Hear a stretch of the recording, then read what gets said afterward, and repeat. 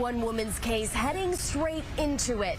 We just spoke with a passenger here in Terminal 1 who is originally from Chicago but now lives in Naples. She's been traveling through on business and just returned to O'Hare from Arkansas. She's visiting with family in the area before attempting to get back to the Sunshine State tomorrow. So far, her flight is on schedule, but she is bracing for possible delays. We're headed back to pick up our dog, and supposedly supposed to be out tomorrow. We are getting a lot of alerts and a lot of people back home saying that we're definitely kind of in the line of fire, definitely going to get a lot of storms, a lot of wind.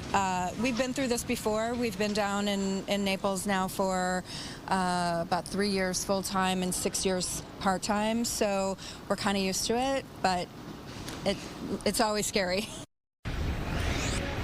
At O'Hare, we are also monitoring incoming flights from Florida. Any minute now, we are expecting passengers from 2 flights to arrive here in Terminal 1's baggage claim, one from Pensacola and another from Panama City. Reporting live at O'Hare, Casey Cronus, Fox 32, Chicago.